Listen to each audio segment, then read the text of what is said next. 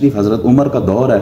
حضرت عمر نے پوچھا کوئی لسٹ بتاؤ آپ کے محلے میں کون کون غریب ہے, تاکہ حضرت عمر خیال رکھا کرتے تھے رعایا کا, کچھ مال بیچ کے ان کی مدد کی جا سکے. تو انہوں نے لسٹ بنائی.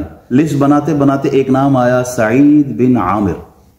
حضرت عمر کی نظر اس بندے پہ ٹک گئی. سعید بن عامر, ہو سکتا کوئی اور ہو, میں نے جو گورنر بنایا ہے وہ غریب ہے. پوچھا کہ یہ سعید بن عامر کون ہے؟ کہا وہی تو ہے جس کو آپ نے اپوائنٹ کیا ہے.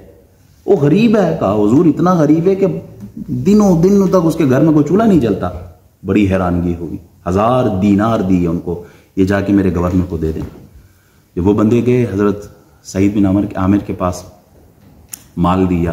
کہاں سے آیا؟ عمر نے بھیجا. رو رہے ہیں. بیوی نے پوچھا خیریت ہے کیا, رو کیوں رہے ہو؟ لوگ آئے حضرت عمر کی طرف سے. تو کیا حضرت عمر کا انتقال ہو گیا؟ اس سے بھی بڑی خبر ہے. مسلمانوں پہ کوئی آفت آ گئی, کیا ہو گیا؟ بڑی خبر ہے. ہوا کیا بتائیں تو صحیح. کہا میرے گھر میں دنیا آ گئی ہے, مال آ گیا ہے. کہا رکھے ہی نا. 1000 دینار سونے کی ایک, کیا پتہ ہی ہوگا آپ کو کتنی ویلیوبل چیز ہے. انہوں نے وہ سارے کے سارے تقسیم کر دیے, اللہ کے راستے میں دے دیے. کچھ عرصے بعد حضرت عمر کا دورہ تھا اس علاقے کا. وہاں جانے سے پہلے پوچھا کہ کیسا ہے تمہارا گورنر. ہوتے ہیں کچھ لوگ وہ شکایتی ٹائپ بھی ہوتے ہیں, وہ ان کا مزاج اس طرح کا ہوتا ہے کہ وہ بات ہوتی کچھ ہے کرتے کچھ ہے. انہوں نے حضرت عمر کو سنانا شروع کر دی. حضور آپ نے جو ہمیں گورنر دیا ہے نا, وہ فجر پڑھ کے نا پھر اس کے بعد بڑی دیر سے باہر نکلتے ہیں گھر سے, ہوتے ہی نہیں ہے ہمارے سامنے. ہمیں کیسا امام بنا کے دیا, بندہ ہی نہیں ہوتا. حضرت عمر نے پھر پوچھا, بلایا, جناب کیا بات ہے بتائیں نا ذرا, کیوں نہیں آتے مسجد ان کے معاملات دیکھنے کے لیے, صرف مسجد میں آ کے فجر پڑھا کے اس کے بعد غائب. کہا حضور یہ بات تو میرے اور اللہ کے درمیان تھی, لیکن اب بتانا ہی ہوگا. یہ اس زمانے کے گورنر کی بات ہو رہی ہے. کہتے ہیں حضور میرے گھر میں کوئی خادم نہیں ہے, میری بیوی بیمار ہے, میرے اپنے پرابلمز ہیں, گھر میں کوئی نہیں ہے اس طرح کا نوکر چاکر ہوتے ہیں. میں نے گھر میں بیوی ہونے کے باوجود گھر کی صفائی خود کرنی ہے, آٹا خود گوندنا ہے, روٹی خود پکانی ہے, پھر کھا کے بیوی کو کھلانا بھی ہے. یہ بھی میری ذمہ داری ہے. حضرت عمر کی آنکھوں سے آنسو جاری ہو گئے. یہ گورنر, ایک آج کے گورنر ہے نا, یہ آج کا پروٹوکول ہے, 6 گاڑیاں آگے 6 پیچھے, اور وہ VIP پروٹوکول, یہ گارڈز اور وہ گارڈز, اور ہٹو بچوں کے نعرے ہوتے ہیں, حضرت صاحب آ گئے ہیں. تو یہ اس وقت کا گورنر کہہ رہا ہے کہ میرے گھر میں بیوی بیمار ہے تو سارا کچھ مجھے خود کرنا پڑتا ہے. پھر کہتے ہیں حضرت ایک مہینے میں ایک دن ایسا آتا ہے کہ حضرت باہر ہی نہیں تشریف لاتے, حضرت گھر سے ہی باہر نہیں آتے. ہاں جی بتاؤ کیا مسئلہ ہے؟ کہا حضور مہینے میں ایک دن میں اپنا کپڑا جو وجود پہ ہے نا میرا, یہ جو لباس ہے, اس کو دھونے کے لیے ایک ہی دن میں نے مختص کیا ہے, ایک بار, کیونکہ دوسرا جوڑا ہے ہی نہیں میرے پاس. اس ایک جوڑے کو میں دھوتا ہوں, پھر سوکھنے کا انتظار کرتا ہوں, پہن کے پھر باہر نکلتا ہوں. یہ تھے وہ حضرات جن کی زندگی اسلام پر تھی. حضرت دن کو تو مل لیتے ہیں, رات کو نہیں ملتے ہیں. ہمارا ایسا امام, ہمارا ایسا لیڈر ہے کہ جو دن کو تو ہوتا ہے ہمارے ساتھ, لیکن رات کو ٹائم نہیں دیتے. حضور ذرا پوچھیں رات کو کیوں نہیں باہر نکلتے؟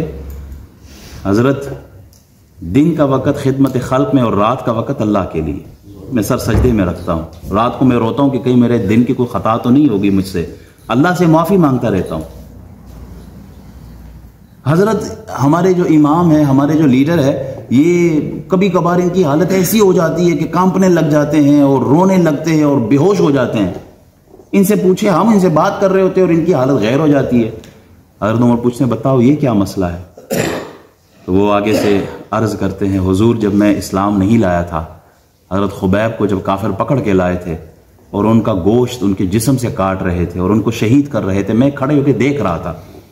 ڈر جاتا ہوں اللہ کی ذات سے کہ کہیں اللہ مجھ سے یہ پوچھ نہ لے کہ ایک مسلمان کے ساتھ زیادتی ہو رہی تھی, ایک مسلمان پر ظلم ہو رہا تھا, ایک مسلمان کے ساتھ ناانصافی ہو رہی تھی, اور تم کھڑے ہو کے دیکھ رہے تھے.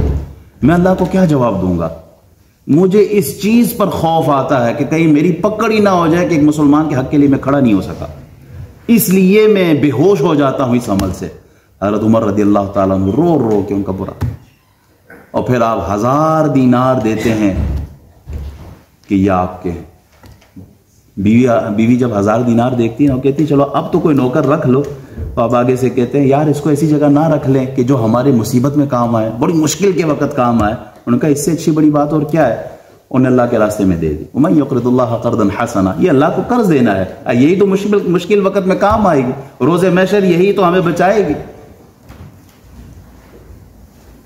وہ لوگ تھے جو اچھے لوگ تھے، جن کی نظر اللہ کی رضا پر تھی، جن کی نظر آخرت پر تھی، جن کی نظر حساب و کتاب پر تھی، اکاؤنٹیبلٹی پر تھی، جو اپنا حق بھی جانتے تھے، دوسروں کا حق بھی جانتے تھے، جو اللہ سے توبہ استغفار بھی کرتے تھے، ان کا عمل بھی اچھا تھا، ان کا کردار بھی اچھا تھا، اور ان کی سوچ و فکر اور نیت بھی اچھی تھی۔ اسی لیے اللہ نے ان لوگوں کا ذکر قرآن میں بھی کیا ہے، رضی اللہ عنہم ورضوا عنہ، اللہ ان سب سے راضی ہے۔ کیوں؟ ان کے اچھے اعمال کی وجہ سے، صحبت رسول، محبت رسول کی وجہ سے۔ کیا آج میں اپنے اندر وہ کوالٹیز دیکھوں؟ کیا وہ چیزیں میرے اندر ہے؟ اگر ہے تو اللہ کا شکر ادا کروں، اگر نہیں ہے تو ہمیں فکر ہونی چاہیے کہ ہم نے بھی مرنا ہے۔ اللہ تعالی ہمیں